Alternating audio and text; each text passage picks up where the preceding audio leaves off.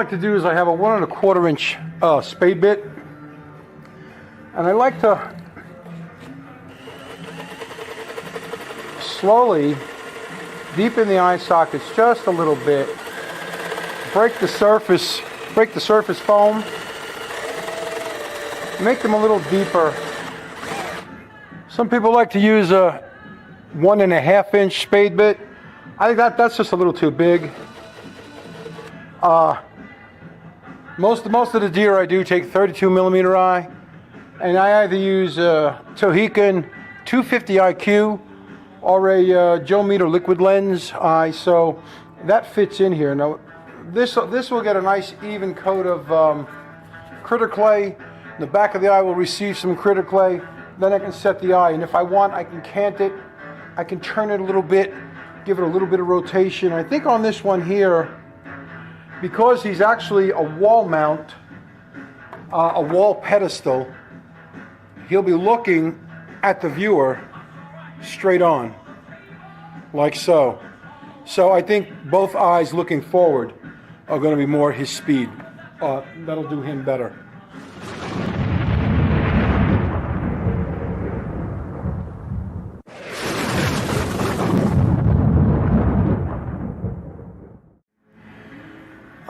I used to use a file cleaning card, a file card, to rough up the surface of the forms. I don't like using a stout rougher that just digs deep into the foam. Really don't need that. I use the Pro One hide paste. I think it's called the Pro One Professional Hide Paste. That adheres as long as we have a little rough surface. So I like to use these two Joe Combs brass foam scratchers. What I like the small one I like to use on the face and in tight details, like around the chin. Gets in nice and close. The throat, under the jaw. Getting the neck details. This also works great for getting into the brisket area. On the larger surfaces, I use the larger Joe Combs foam scratcher. You can use it flat like so. That really digs in. I like to use it by the edge. That does a good job. I go over the entire form this way. Then I'll take a file and I'll file down the seams. After they're filed down, I'll go over them with a sanding sponge. That always works nice. And this is a file card. It's a rectangular little paddle. You know, one side has got a little, it's like a piece of felt cushion that has a lot of little wire, back-angled wire bristles in it. And I used to go over the forms with this. Problem is, this would wear out really, really quickly. This is a weird little sanding device. I thought some guys dropped it on my property when they were working on our log home, but they all denied it was theirs, so I picked it up. I figured, well, I could use it for something. What can I use it for? Whatever can I use it for? Taking down seams, perhaps. Oh, sweet. That does a really nice job. What I like about this, it has a little curved surface, and it's that little pointed, angled, kind of an arrowhead shape to it. And you can get right in there and take down the seams. And it does a really clean job taking down the seams. It goes where a lot of files cannot go. There's a seam back here at the back of the head where the pre-modeled ear butts are. Little hint, these get taken off. I take these off with a knife. These will not stay.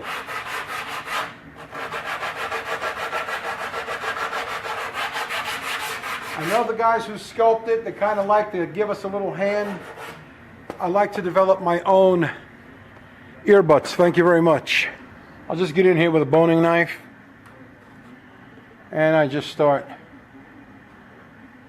cutting this piece away. Sometimes it works. Sometimes I have to get in there with a farrier's rasp to take it down. Up around here is the head block is right here. So this foam is real tightly packed. It's real dense.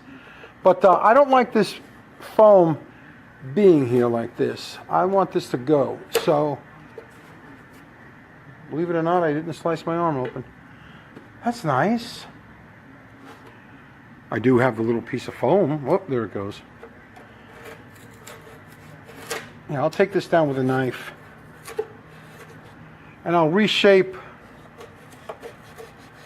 the head to neck juncture here. And that will be resculpted with clay after it's smoothed.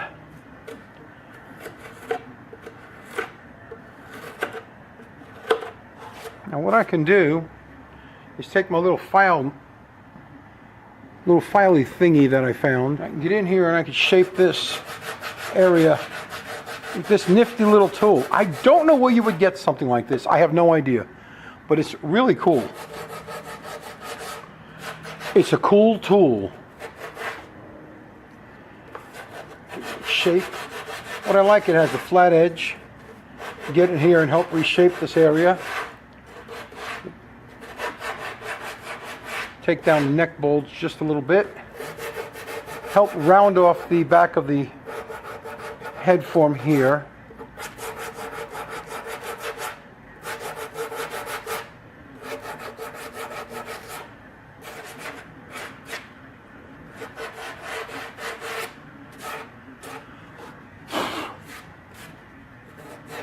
I'm old school enough that I like to build up my own ear butts, my own base structure from the bottom up.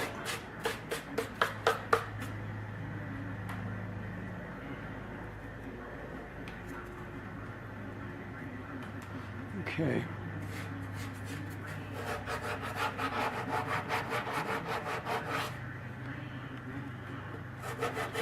Now, for those of you that might worry that taking this away will make it a little tougher to find out exactly where the ear canal is on the skull, for Pete's sake, people, keep a skull around. You're taxidermists. You're taxidermists. You should have at least one skull in your place that you can look at for reference. Here, if you get desperate enough, put an actual skull up against the form. Note where the ear canal is. There's one on the opposite side as well. Okay. Grab a pen or a pencil and mark the location of the ear canal on the form. Right there. That's where the ear canal is located. Right there. Can't go wrong. It's right there. Exactly same spot. Up on the skull. Keep a couple of extra skulls around. During the hunting season, boil some out. You'll be doing great. It's great. It's less filling. So there you go. Always keep some reference around. Now look at how nice and neat this is. I love this. This is nice and neat. Let me smooth this down just a little bit here too. But I like that look. Now, if I want to put the ears up, if I want, I prefer the ears at alert. But if I wanted to turn the ears back, like so, it would not be a problem doing that either. I like to have the control on where I place my ears on my deer heads. The back area of the form. This is the side with the plywood, okay? But the back side here, whether it's a floor pedestal or a wall pedestal, does not matter.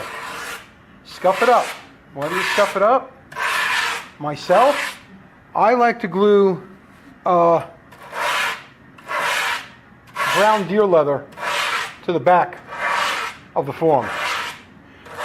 Whether you want to glue down leather, felt, which I do glue felt to the plywood. I do not leave the naked board showing. I mean, it's against the wall. You don't see it, but I know it's there. And my client will know it's there. But this here, doesn't matter if you're going to do mache work on the back to create that stupid rock stuff people like to do, or if you want to put a layer and then like texture it a little bit, like look like ground, and put a couple of hoof prints in, that's cool too. I might do something like this for this guy. I might do something like this for him. But you need to rough this up as well. You need to rough this up.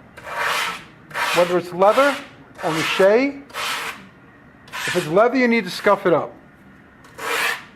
Give the glue you're going to use something to bite into. Now, I like to use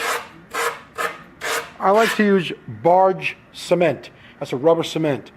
I put it on the back of the form, and I brush it onto the back of the form, and I brush it onto the back of the leather, and I let the two set up a little bit, let them dry a bit until they're dry to the touch. Then you lay it down. I get a roller, and I roll it out. Nice and smooth. To do mache work, you might want to take a claw hammer or any kind of tool that you can punch in holes all around to give the mache something to bite into.